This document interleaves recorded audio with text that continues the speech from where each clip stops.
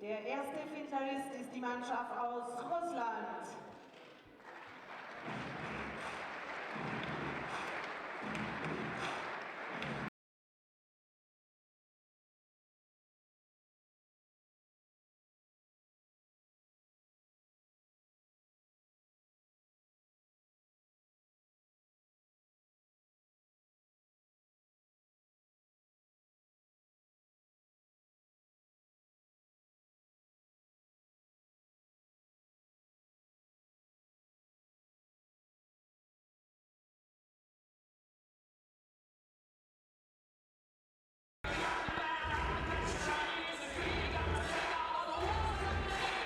It's time for gold here at the first Men's Épée World Cup of 2019. They've got the music pumping here and the crowd is packed out for this. One of the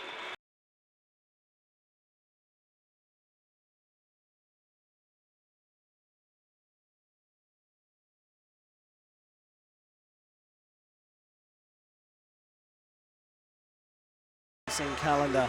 Russia have already come out, high-fived all the local fencers here who are forming a guard of honor. And now it's time for Hungary.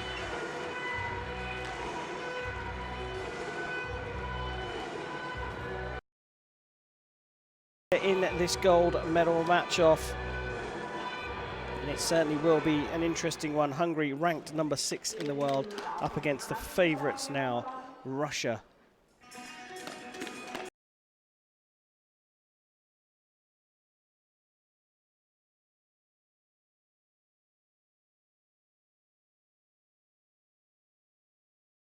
Join our 8 fencers. We have 4 referees for the final. We'll have 2 field of play refs and 2 assessors or sort of assistant referees who will help out. We've got Matthias Henkelmann of Germany on the right, Andres Siviero following up. I believe they are the 2 referees for this match. Then it's Adrian Speakman in the middle and Olivier Baskins. The Russians being presented out on to the audience here. Pavel Sukov, Nikita Glazkov, Sergei Kodos, who's been the sub for the last 2 matches, and Sergei Bida. Up against the Hungarians, Zsombor Bányai, Andrus Redley, a former European champion, Daniel Berta,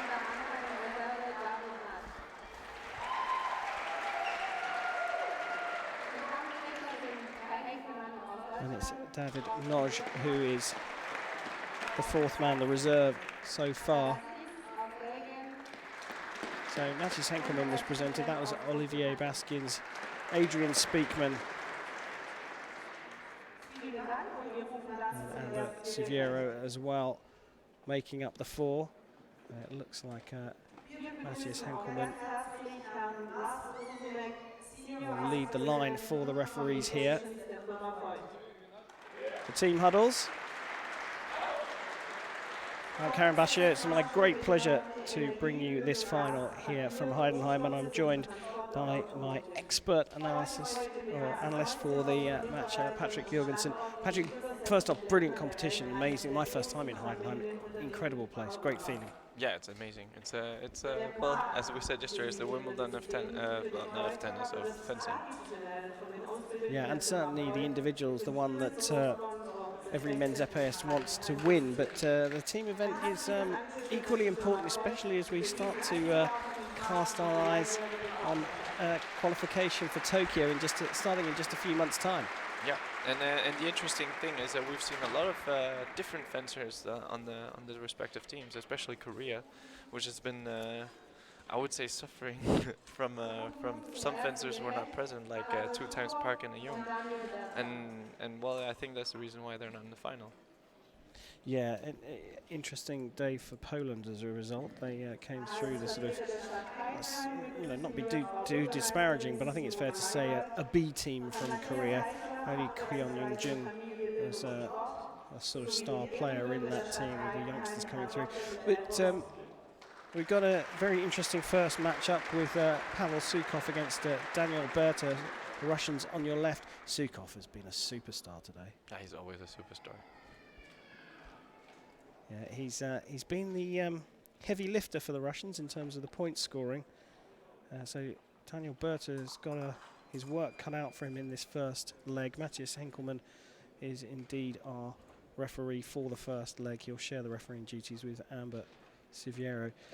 Patrick, your thoughts at the start of this one? So I think that Sukov is going to try to fence from the start. He's just going to try to find some openings and try to create a match because, well, it's his style and he's doing it well and he's had a very good day. And I think Berta is going to be a lot more conservative again because it's his style and he's Hungarian, so he's going to try to go direct, try to see an opening, and perhaps he's going to even go for doubles. Now, are we in danger here that if Sukov and the Russians build a 3, 4, 5 point lead, they might sit back and we might actually see the new passivity rules coming into play? I really don't think so. So the Russians are basically they're extremely professional, but they fence all the matches. So they might not fence like actively, they might not seek the points even though they're leading, but they're still fencing from their side. And what you notice usually is when the Russians are leading, they just slowly and surely they start leading more and more, and they do that by fencing on their side. So I don't think they go for passivity, but because they put so much intensity on the match, so they inspire fencing, but they don't make mistakes. Well, it'll be comforting for Daniel Berta to be the first to score a point here in this gold medal match.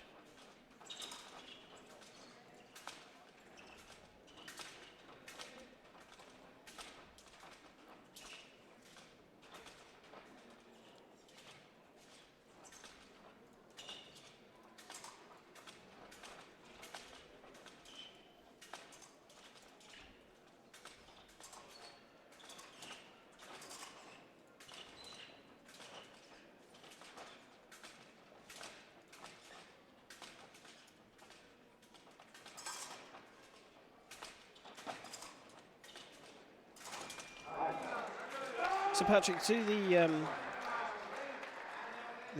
those unfamiliar to fencing and épée watching this match, it could be very easy to say, well, these guys are just bouncing around. Why aren't they really going at each other? What, in very simple terms, what are they trying to do right now? So if you're doing this in super slow, you would see that every single bounce is different. So whenever you bounce, you know, the blade is a little bit different, your foot is a little bit different, the foot of your opponent is a little bit different, the blade from the opponent is a little bit different. So basically, we're all evaluating on microseconds if there's any indicator of the person not being ready, not being focused, not being right where you're supposed to be, and seeing as we're not, you know, in an attacking weapon, sometimes we're just making risk assessment every single millisecond. Well, is it a good time or not a good time to go? And that's why we're bouncing so much. You know, we're trying to find out, you know, what does he want to do? What do I want to do with it? And how can I react?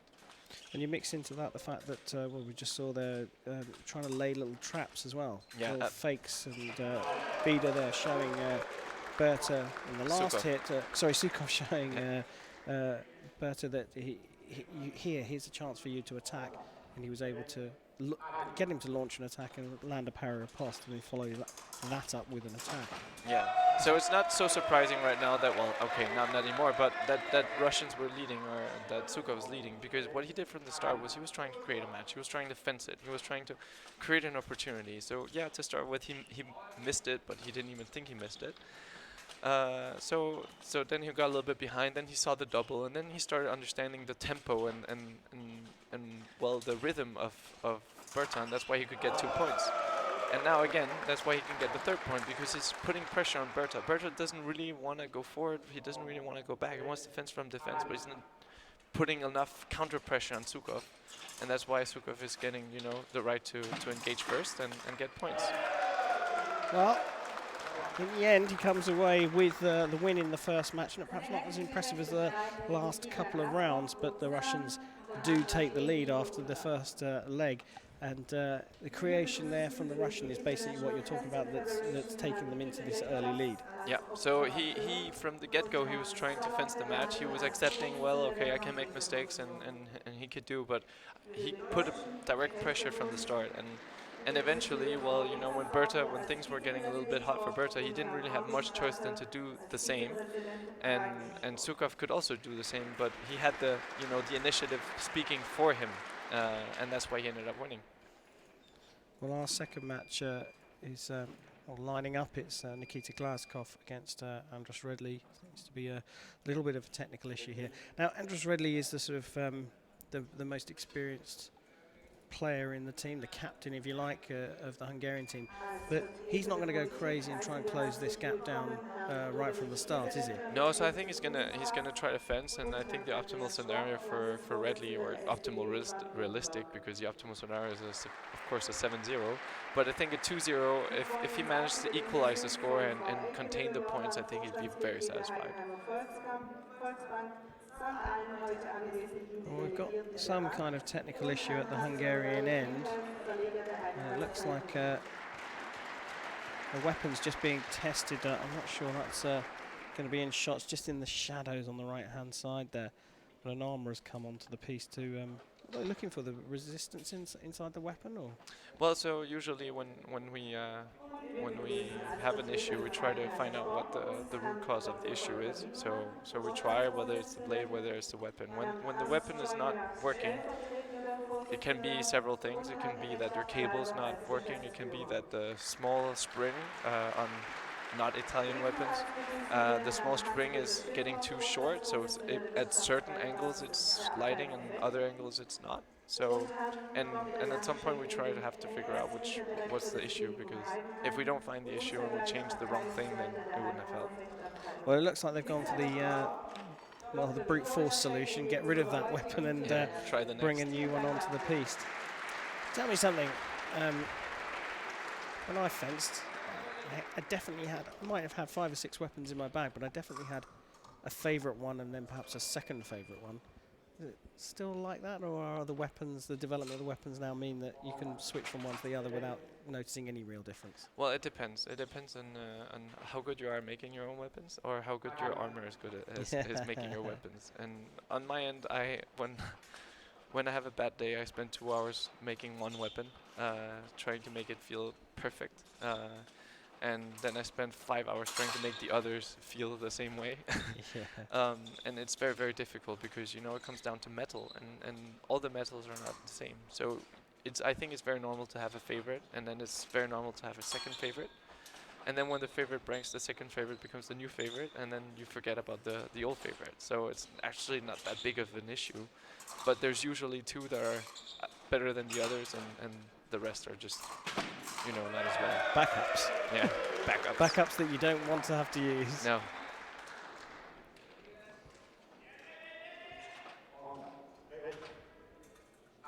Well, the job for Redley was to try and close the 2-point gap. Glazkov, though, a youngster who's did well at junior level, is now starting to put his mark on the senior ranks. I think he's been fencing really well today as well. Yeah, I really like Glazkov's fencing. He's a very interesting fencer, because he has a very untraditional way of standing, and a discoordinated movement with the knees going a little bit before the arm and the arm coming later. But he has an amazing reach. Like he can lunge to your knee, and that's his signature move, and he gets so far, and it's so surprising. And he has a French grip, so he gets the advantage of the length, and then he's keeping his blade up and to the side, so he's really, really faking the distance, so that you think that you're safe, and that's what Ridley thought. He thought he was safe, but he's not that safe after all. And he's also keeping his arm bent, so he's pulling a lot of distance, like he's pulling his opponents very, very, very close to make them think that, okay, I'm not in danger, and then he can take them on the wrong step. You couldn't have a more contrasting opponent, because Redley's a sort of a more traditional on-guard position, and more and yet not really. so you can see Redley's almost fencing with his arm straight. So Redley is he's fencing with extreme precision. So Redley is trying to hit the advances. So mask hand, knee, foot. And he doesn't really work on speed. He works on pure timing and extreme precision. And that's what makes him such a solid defensive fencer, because when people come at him and he's so precise, and he's just like focusing on these 2-3 things that he can hit, and then he's just waiting for the right time and not stressing, not being, you know, afraid of the pressure, and just going at the right time to find it.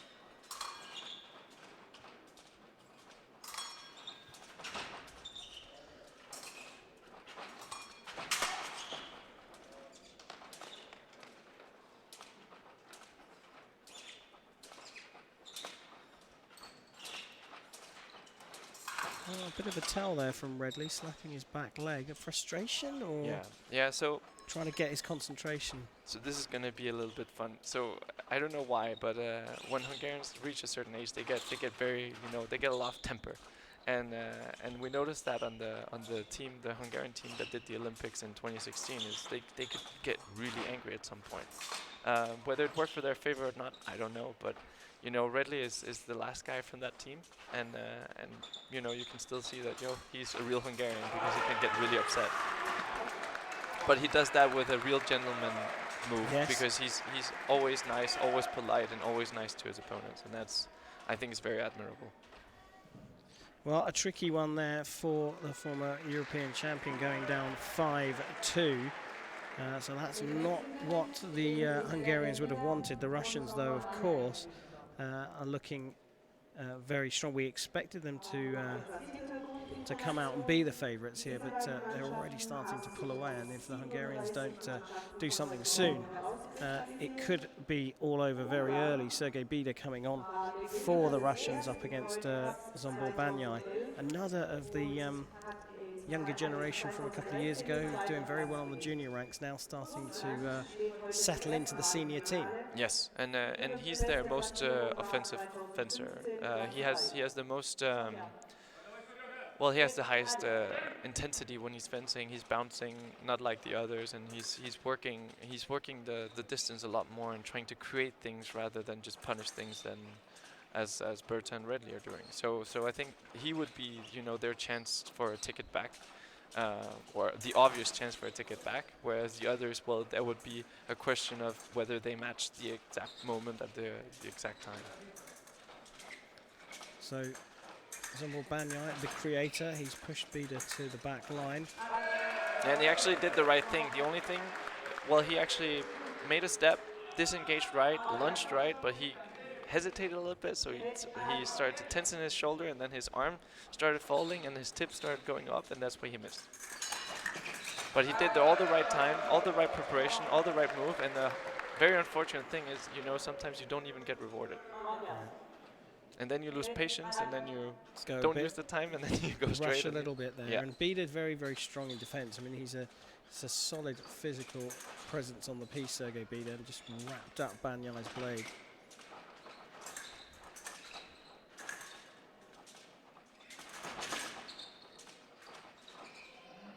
And speaking about passivity again, you know, so had it been before, you know, Banyai would at this point had the chance, okay, well, this 2 points, maybe it's not that good. I can try to kill the match and let the next guy take it. But now he doesn't really have a choice. He has to try at least twice.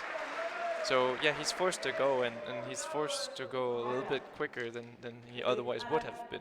Yeah, and I can see you're saying that sort of favours the stronger team. Certainly it favours the team in the lead. Yeah. But Bida, as you said right at the top of this match, not backing off or playing for passivity. He's still moving, he's still very active, albeit going backwards, but he's still right in the fight.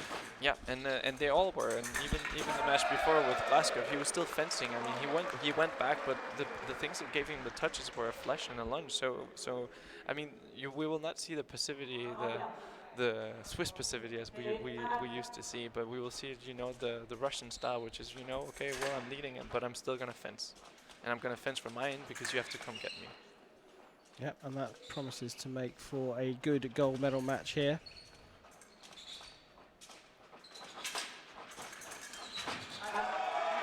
Well, this time it's Banyai who's showing his defensive qualities. Bida perhaps didn't need to launch that attack from quite so far away. No, so he thought Banyai wasn't ready. So Banyai made an offensive action. He finished. He went back, and then he thought, okay, this is my time. But the distance was too big, which was initially an advantage for Bida, but eventually, seeing as he managed to pull back, it was an advantage for Banya. Bida going for it again on the attack. It failed, blocked out by Banyai. This time Banyai changed defense into attack. Bida was ready for him. And this is, I think, it's a shame because he was working very well, and now he was rushing 2 points way too quickly, and also the second point that Bida got was also too rushed. The first point was fine. He did the right thing. He prepared. He worked for it, and yeah, okay, he fails. It's normal. But then he made too many mistakes, and you just cannot do that against Russia. Well, it's another counter that's taken the Russians onto the target score in this third leg of 15, and looking very strong indeed. Another 5-2 there, and Banyai trailing by those 3 hits. All of the Russians on form and in positive figures as we switch over now as we await Glazkov and Berta. It's an interesting setup. I don't want to talk too much about the Olympic Games and the qualification period that's coming up, but it's worth mentioning that it's started to become quite crucial for some of these teams right now, especially the European teams, with the way that the rankings are. I mean, Korea sitting at world number 1 at the moment, but the rest of the top 10 majority is European. Yeah, that's true. And well, I mean, it looks like the Russians are pretty much sitting on one position on one of the spots too. Yeah, top 4 in the world at the end of the qualification period in April 2020 will go directly to the Olympic Games, irrespective of their place in the world, in whichever zone they're in. But then it becomes interesting for the rest of the strong European teams, because there's only one other team spot available, and that goes to the top European team not already qualified. That's true. And that means that the likes of the Danes trying to qualify for the Olympic Games, it's very, very tough because you're in the strongest zone. But also some of them sort of more established, well known, and I say the same with Great Britain. So we were in the same boat as you. Absolutely. It's a tricky position for us because you're looking at France, Russia, yes, a long way ahead. France, Switzerland, Italy, Hungary, Ukraine, Czech Republic, Germany, all up there and in with a shout. Yeah. But only one of them potentially is going to go to the Olympic Games. Yeah, that's a horror scenario for us if that would be the case. But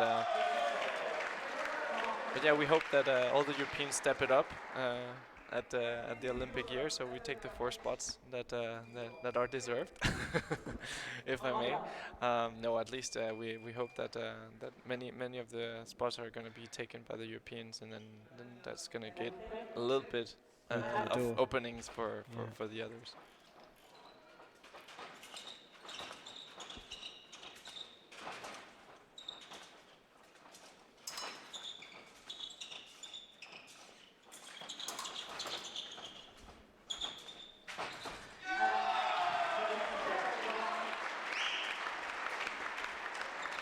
So what Bert is doing really well is he's playing with Glazkov, and I'm keeping my blade away, but then he just goes with a straight arm in a very Hungarian manner, just straight and going with a straight lunge just before that, Glazkov can notice it, and then Glazkov notices too late, and then he goes with his bent arm and it gets hit, and we saw that twice. So my guess is that Glazkov is not going to try to reach his back line or his 2-meter line, and he's going to try to create something for it before. Yeah, Bert has got other ideas though, still pressing, still pushing, but as Patrick Jorgensen said, that Glazkov now not giving up the space. Hit's going to stand here. I think there was a question whether that hold was called for Korokor, or the fencers being unwilling to or unable to wield their weapons. But a quick nod from Amber Siviero said to Berta, yep, I'm awarding that hit to you. So within 5, came into this 8 hits down. And this is a very interesting part. So now Glasgow is waking up. Now Glasgow is gonna really try to not give away any more points. And Berta has to decide whether he wants to continue going for it, or whether he should stop. And in my opinion, it shined through, and this moment of hesitation got picked up by Glasgow. It's like you're in their heads. They know what they're doing and what's going to happen next. And I think you suggested it might be that Berta backs away and says enough is enough.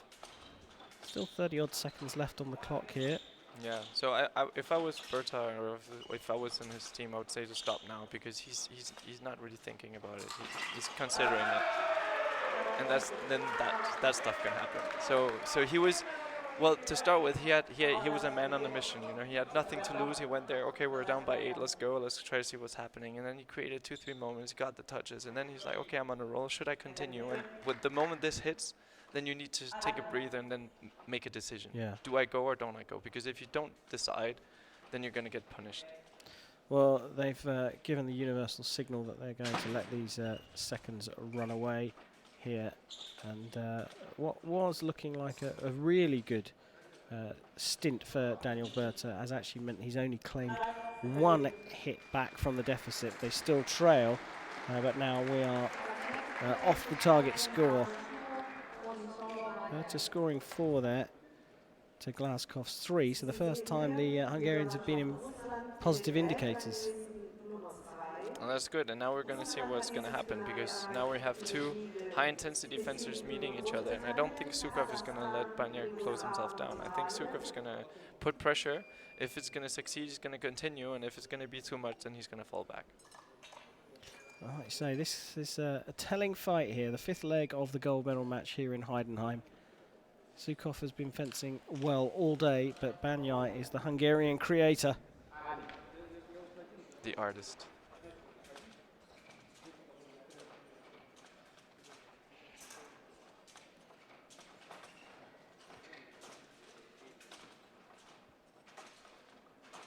Wow, Banyai being very careful here.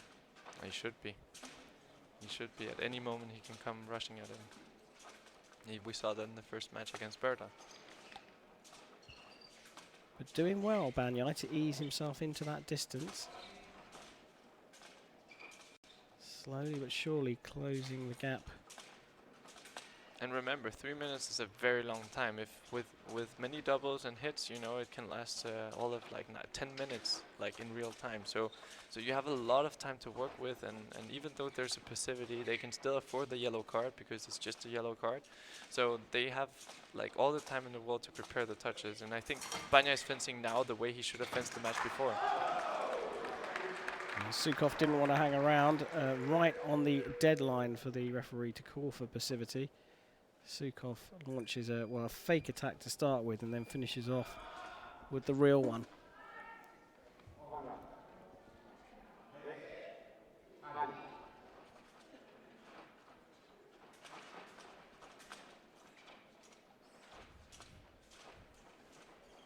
So would you say that given the fact that Banyai is the artist, the creator for the Hungarians, it's going to be the Russians that would be happy with just 1 hit every minute of this 5th leg?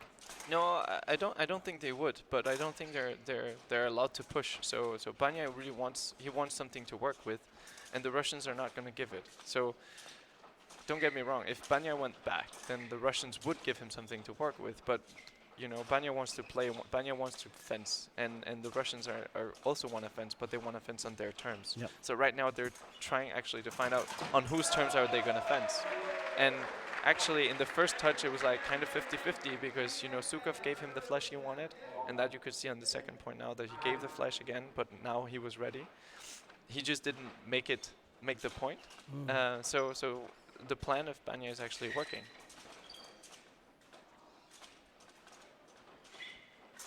But the Russians are always going to fence because they know they're the better fencers. They have the confidence, they have the experience, they have the results. So they're not going to be afraid of people putting pressure on them. They're just too good. But they will be more risk averse now than they would have been right at the beginning, right? They're not going to be all out attack, or they're not going to be all out offensive. Maybe attack's not the right word. But to be fair, no, with no one they're going to see it. They're going to be like that. I mean, we saw that with this morning against Ukraine against Colombia, where the Ukrainians they were the better fencers, and they knew they were the better fencers, and they brought the match to the doors of the Colombians, and thereby giving them the opportunity to punish mistakes. And had they fenced like the Russians do today, well, with like discipline and just waiting for the right time, fencing the all 9 matches, then you're containing the risk of losing a match against people who are, like, on paper you're better at that. Well, just like that, the match is all but over. Banyai closing the gap now by 2, so not bad. If he can get another one, Yeah. we've got a match back on our hands. So I have a rule. I say when there's 10 seconds left, it's usually the guy who goes who loses. So that's why when there's 10 seconds left, it's usually a bad time to go for all the young fencers out there. Well, you called it, but a good effort there. 3-1, the second match in a row. And he did exactly what Berta did, you know. So he got the 3 points. He got the 2-point advance. It's great. He should stop. He has teammates who also are gonna fence, and then he passes it on. Had Berta done the same, we could have looked at 19-16, and then we would have been, you know, more or less equal. Well, Redley coming on for his second match. How would you call this one then? Is Redley going to try and produce a couple of offensive moves to try and close that gap up? I think so. So I think Redley's going to fence. We saw that in the first match. He tried to bring the match. He tried to create the actions that, well, he wasn't really successful, but, you know, there's no guarantee that whatever you do is going to be successful.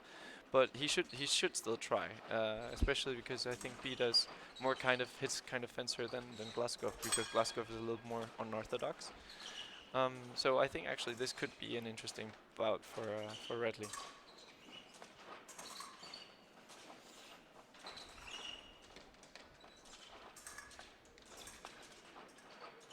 Bida's shown his defensive strengths so far in this match. Yeah. So Bida is very, very defensively strong, but he's a lot more honest than for example, Glasgow. Glasgow is very dishonest as in fencing. You know, he's very nonchalant. I don't know if you say that. Yes, nonchalant. Yeah, in English, but you know, he's like, you know, pretending he's not really ready, like a little bit floating around, and then all of a sudden he just roars at you. And Bida's, you know, more like a bear. You know, it's just standing there, looking ferocious and creating intimidation in his opponent, and then, you know, making use of that intimidation at the right time.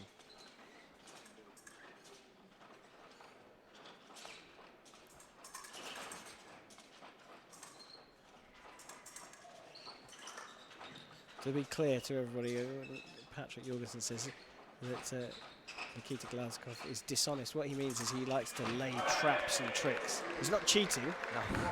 He's laying traps and tricks. He's trying to fool his opponent. Yeah, sorry for the no, but I understood exactly what you meant, but perhaps other people would take dishonest and think that he's cheating. It's certainly not the case. It's an interesting dynamic in the Russian team, isn't it? With these 3 different styles of fencing. It's yeah, they have 3 to very, bring very different. Bring them together like that to work as a team. They have very, very different styles. I mean, and we have there's the last guy, Koros, who's also like, he's just a rock, or a mountain because he's so tall. Yes. And he's, you know, you try to come at him, but he won't budge. He doesn't care, and it takes a certain kind of fencer to open him up and to make points at him. He's actually a lot like Redley, only that Redley is a little bit more bent over, like trying like a little more aggressive with his point, and Kodos is just trying to make you very frustrated by not giving you anything. Yeah. Well, Bida here getting the better of Redley at the moment. 4 plays 1 in this match in favor of the Russians. And again, at this point, you know, Redley's not really inspired. I don't think I would go that fast forward. I would try to, you know, contain it much more, and not throw more points, because you're not alone on the team. You're a whole team. Sometimes you're fencing well, sometimes others fencing well. You can only blame for not trying, but you can also blame for trying too much. Yeah. because then it can look as if, I'm not saying that's what's happening, but can look as if you're trying to make up a score that that you did wrong, and that's not how team fencing works. Well, Beda's starting to be a little bit more clever with his feet as well here. He's stepping in to lure Redley into that last attempted attack that was already that front leg loaded like a spring to push off backwards, open the distance, and all of a sudden it looked like Redley had attacked from way too far away.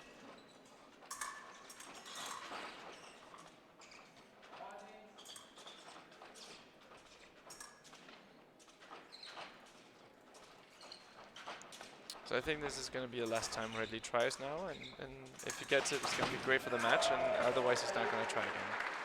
Because there's 18 seconds left and he's getting tired, and it's going to be too much of a risk, I think.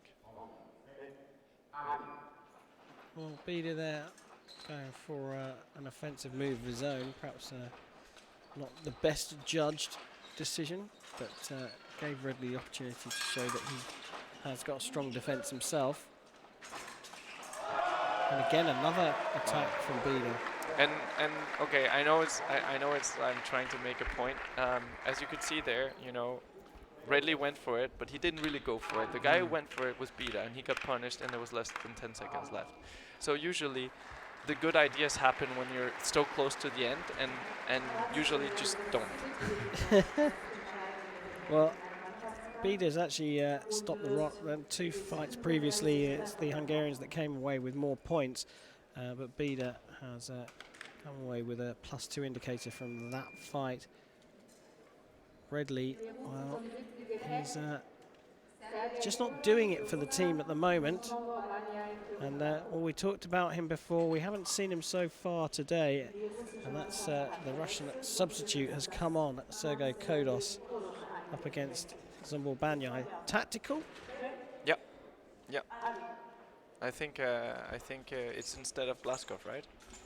It would seem that way, yes. Yeah. So if it's instead of Glasgow, I think, you know, Banyai showed some pretty good signs for the Hungarian side, and I think the Russians picked up on it. And you know, Kodos is a lot more contained, a lot more conservative in his fencing, and I think the risk of something happening is a lot less. Like is a lot less with Kodos than with Glasgow, especially with Banyai in front. A solid beat attack to the low line there from Kodos.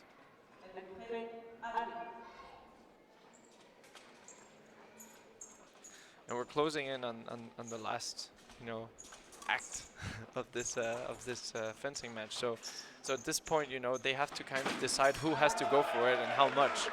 So Banyai will kind of have to go for it, and he has the space there. All of 10 points Kodos can make, so he has 10 mistakes he's allowed to make in his pursuit of like getting the lead a little bit smaller.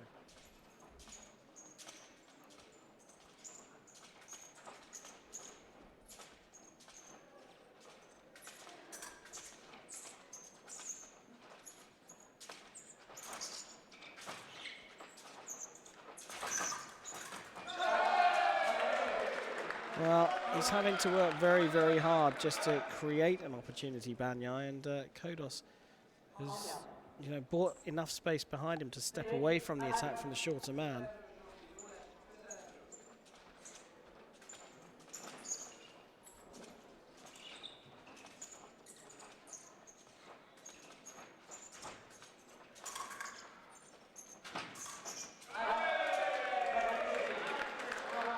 And that's a little bit half-hearted, I feel. I mean, he tried to go for the knee, and it was way too far, and instead, you know, he should have just continued forward, because that would have given him more of a chance of hitting, and it would have also sent a lot more aggressive signal for Kodos and getting him to come a little bit more out. But now, seeing as he went down, you know, he's telling Kodos, okay, I'm going to fence from a bigger distance, and that's just what Kodos wants. Yeah, plays into the taller man's hands.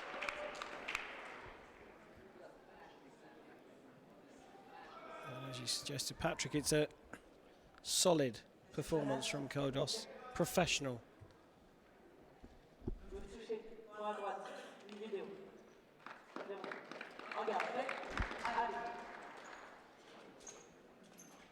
So our notional target score is 35 here. Banyai, it's just taking too long to prepare and set something up.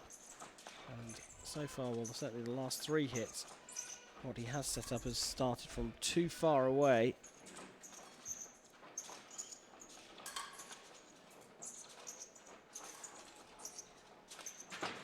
By no means are the Hungarians in need of throwing the kitchen sink at this just yet, but we'd fancy Banyai to go out on a little bit more of an offensive approach with a little bit more intensity, and perhaps that's a sign of things to come. And this time you saw that he actually went for the long attack and he was successful by it. You can also argue that all his small attacks has gotten Kodos to think, okay, it's going to be small attacks so I can just keep 1 step distance, and that's why he got hit. But you saw it here again, and that's what he's going to be successful with. And again, there's a lot of space for Banyai to make mistakes, and if he's really trying to make up a lead, he can actually try a few times to do long attacks, especially because it's giving him doubles. It's okay at this point because they have to try. Yeah. So, you know, at some point you have to assess, you know, why, well, doubles are going to be fine. It's closer to a single than not hitting at all. Yes. And then mixing that up with shorter attacks.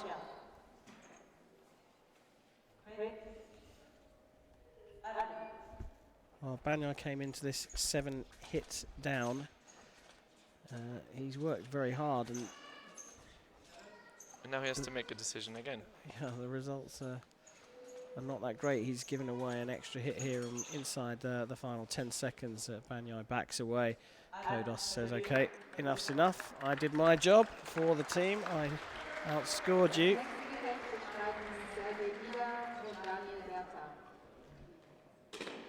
Just a single point outscoring, but that's enough. Kodos, he's 1 outing here in the gold medal match. Finishes on a +1 indicator. Banyai on a -2, so giving away 2 more hits than he scored himself. Sergei Bida back on against Daniel Berta. Patrick, your thoughts now? I think Berta's gonna go for it. So, I mean, we've seen Redley. Redley has tried every time. It's not really been successful. He's been throwing hits both his matches. So, Berta was successful in his previous match. So I think he's gonna try to go for it. I mean, at some point we kind of don't really have a choice. Yeah. And the seconds ticking away get us closer to that choice of just absolutely having to go for it. Berta just with a little sortie to investigate a couple of lines, faking to the low line, finishing up in the high, but safe enough distance to be able to get out of there.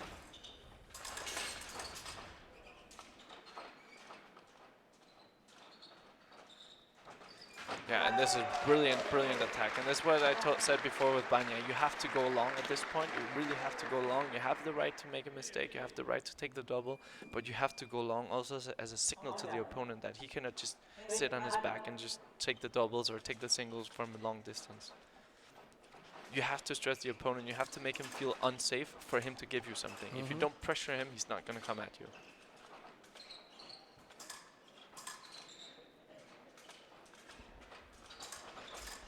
But the best part of a minute gone before that hit was scored. And that's perfect. I mean, using 1 minute for the first hit is brilliant. And you see here now he used 15 seconds for the second hit. That's completely fine. And now Peter has to think. Now he has to think, okay, well, you know, I don't need to get this to be, you know, I don't need him to get his momentum up and going. So he needs to change something. And he's probably going to change something. He's probably going to be a little bit more aggressive with the blade, a little bit more aggressive with the distance, not letting him move as much and as controllable as he did before. No, you hit the nail on the head. He's hovering over his on-guard line there, only just now retreating into past his back line. I think he came off the piece there, the Russian, so he'll have to give up a metre of ground.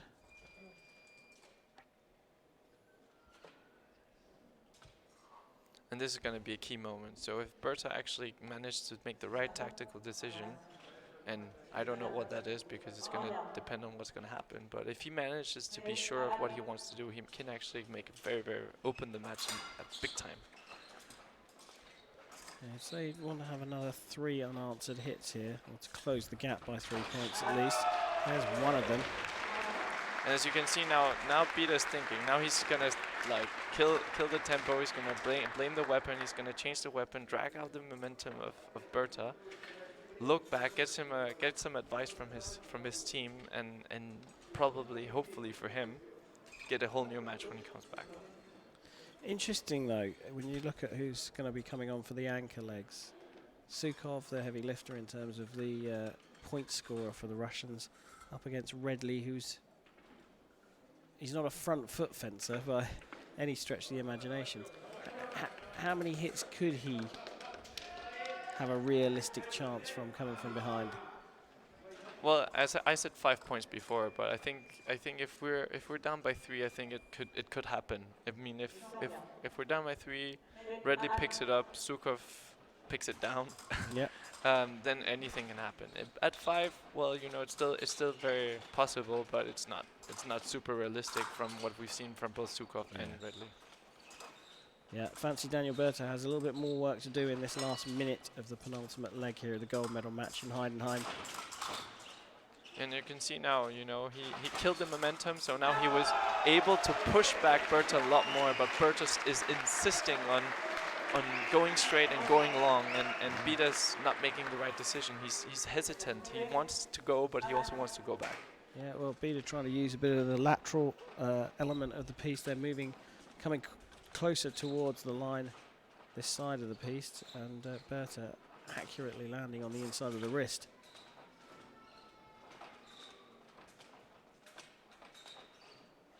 So again, at this point, Berta has to really has to have a lot of discipline. He has to decide what he wants to do. He has 30 seconds left. He has got a 4-point deficit in front of him. He can give that over to Redley. That is a realistic scenario.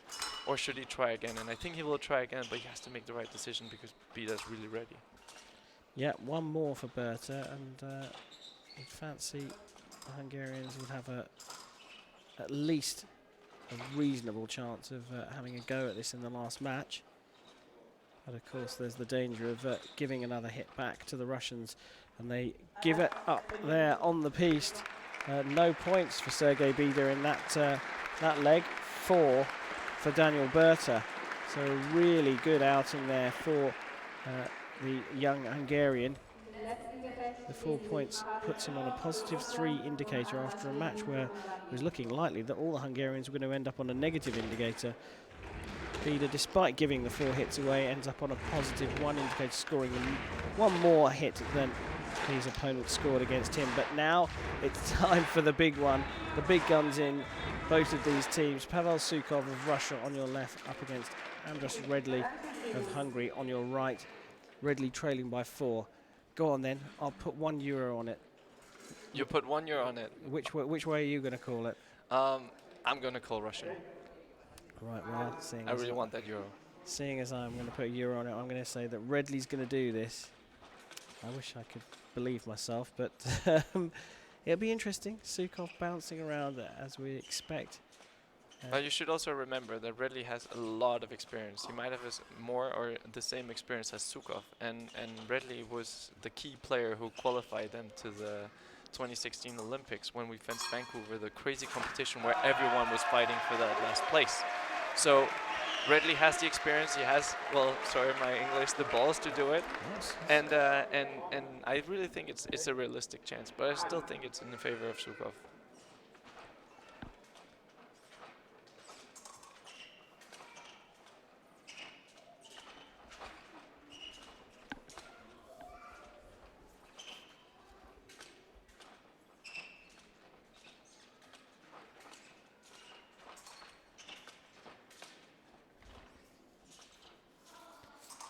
Well, Sukov showed something to Redley at the beginning of this fight, which means that he's prepared to take the fight to him, and if anything, that gives Redley a chance. Redley not one that favours forcing things through.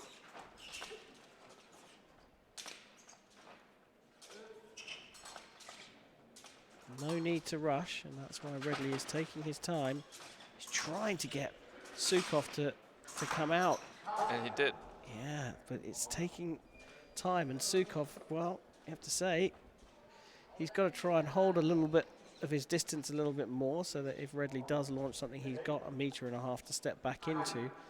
But at the same time, he's got to stay patient. That's true. Coming into distance again. Redley's playing a blinder here, forcing Sukov to the back line, giving him no space to manoeuvre, stepping in to try and lure Sukov out, and then working and operating off it. That Euro must be burning a hole in your pocket. Yeah, especially because I took the safe way. So now Sukov is probably going to change a little bit. He's probably going to take the fight a little bit earlier. He's probably going to take more in the middle of the piece, because he's been going back twice and going to his back line, and it's not been really good for him. So he's probably going to challenge him a little bit more, or at least I think he should. And then he's going to create himself an opportunity to punish a mistake. I think, though, I don't dispute what you're saying, but I think also it plays a little bit more into Redley's normal game. He wants Sukov to come at him a bit more. He doesn't want to spend 30 seconds pushing him to the back of the piece. No, and now he doesn't really have 30 seconds. If he took 30 seconds for every point, he would lose. You're quite right. So poised for a classic finish here. Redley perhaps stepping into distance a little bit too early and not ready for Sukov. A lovely hit on the inside of the wrist. 2 times the same. Yeah. And that's exactly what I said. So he took the challenge early. He challenged Redley much earlier than before. Redley was building up this story. Okay, well, we have to go to the end of the line. I can get it from there. And then Sukov just surprised him twice in the hand, and now he just came with a flash, and Redley is now getting really confused. Yeah, heartbreak for Redley, getting close and using up the time. Sukov knowing that as time ticked away, he had the room for a margin of error that allowed him to start coming out on the offense a little bit more. And now it's funny, because now they took the battle to the middle, and it came well either side, and now they're back where they started. Yep. And now Sukov kind of doesn't really have a choice to go back, because he went, and Redley starts to understand that's what Sukov is doing. And well, now Sukov's changing again.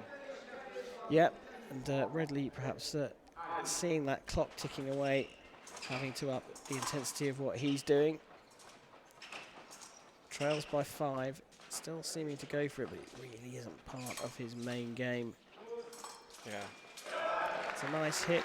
At what point do the Hungarians say, well, if we're going to go up against the Russians or the Italians, we should really have our creator on for the anchor leg. Rather than our experience, if we need to fight back, you need to have someone whose offense is part of their A game. That's true, but there's 2 ways of looking at it. Either you want the guy who can save the day if everything goes bad, or the guy who's containing the day if we're leading. If you're leading, exactly. So yeah. it's a tactical decision from the team. Where do you want to win? Do you want to win on 8 matches or on 9 matches? And if you want to win on 9 matches, then you want to have the stable guy in the end. On 8 matches, you want the stable guy in the end, because you're in the lead, and then you want to contain it. Yeah. Exactly. And if you want to be sure that you win, even if you're behind in the last match, then perhaps you're not aiming for the win on 8 matches, but then you want to win at least when it's 9. Yeah, well, as we tick past 6 seconds to go, Redley predictably is going after this one, and in fact says 5 seconds to go, you're 6 hits ahead. I'm going to salute you, sir. You and your Russian team are the champions of the team event here at the Heidenheim World Cup. I tell you what, there was a moment in that 9th leg where I thought Redley was going to pull one out of the bag.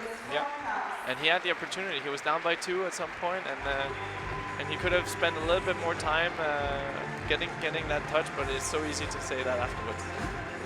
Very easy to say afterwards.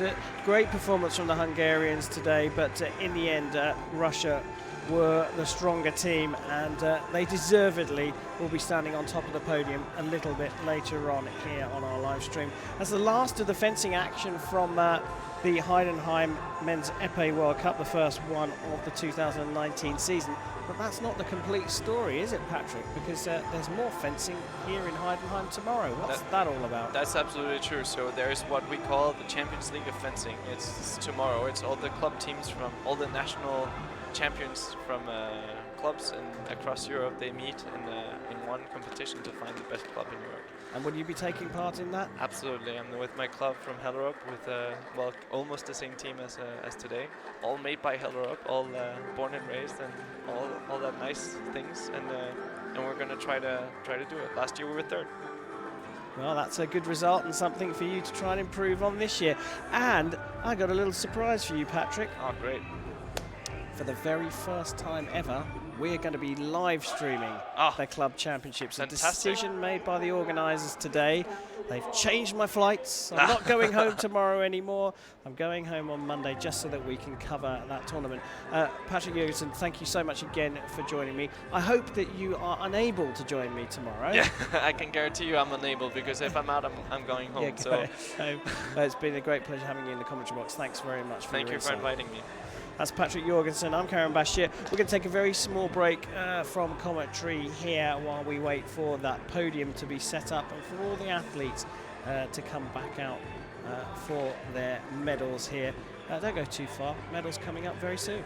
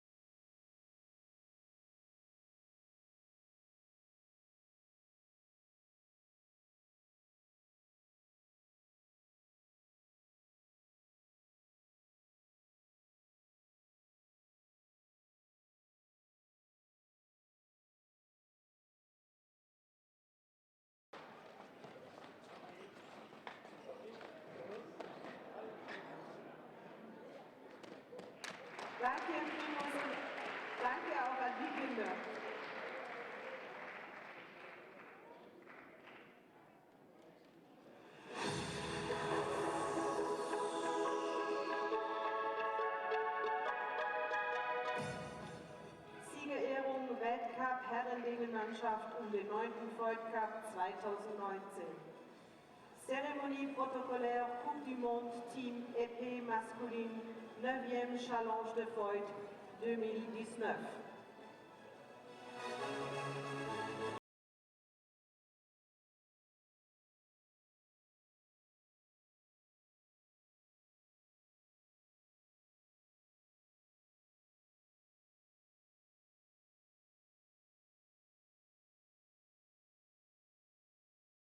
So it's time for the medals here in Heidenheim for the team event at this men's épée World Cup. The Italians put on a brave fight back in the semi-finals against Russia, but in the end Marco Fichera fell short by a single point. The Hungarians took out a Polish team who took advantage of a couple of weakened teams here in Germany.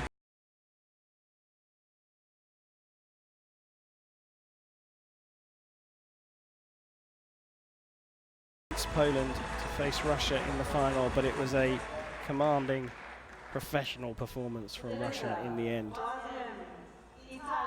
So in third place, it's Italy. All four of these fencers played their part today. Marco Fichera, perhaps the star player for the team, along with Gabriele Cimini, Andrea Santarelli and Valerio Cuomo.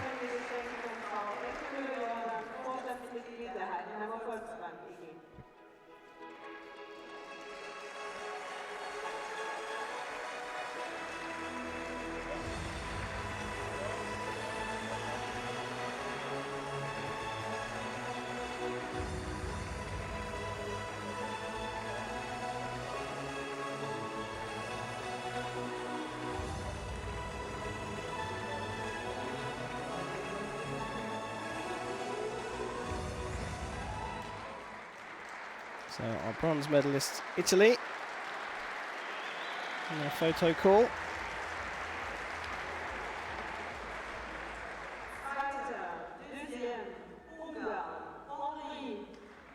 In second place, a brave Hungary took on Russia in the final, but the Russians were just too strong. Anders Redley, former European champion, individual champion, the leader of the team, along with Zsombor Bányai. More to come from the Hungarian artist, as Patrick Jorgensen referred to him. Daniel Berta there, raising the bottle of bubbly that they've been awarded, and it's the 17-year-old David Noj, who was the reserve. Sure, he's going to be playing a bigger part in this Hungarian team as we move forward. Made the quarterfinals of the individual and now gets to stand on the podium here in Heidenheim.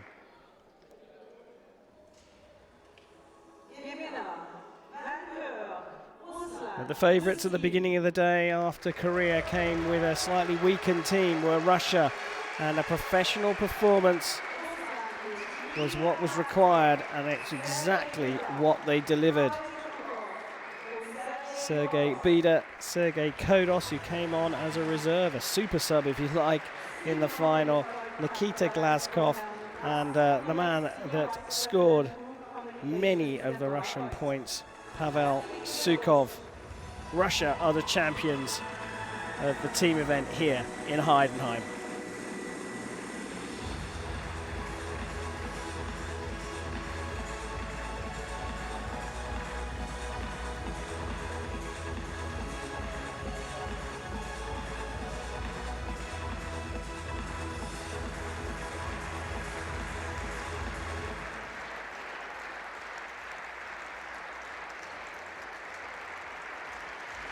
And it's Sukhov who is given the honour of raising the trophy, and his teammates all pointed to him, it's yours, you carried the big weight.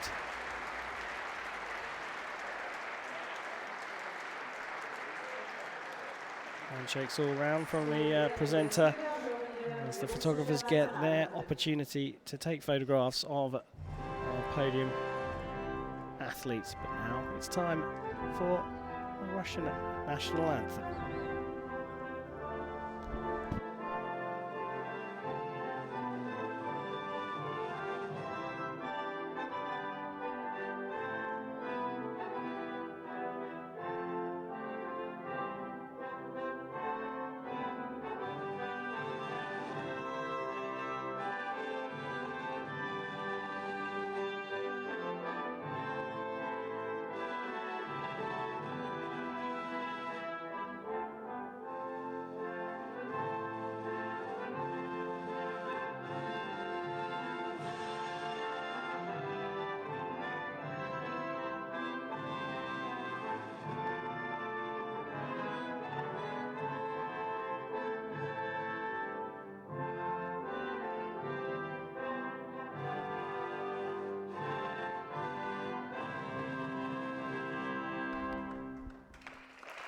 Well, there were 37 teams, 37 countries entered into this tournament. I believe that is a record number at a Team World Cup competition.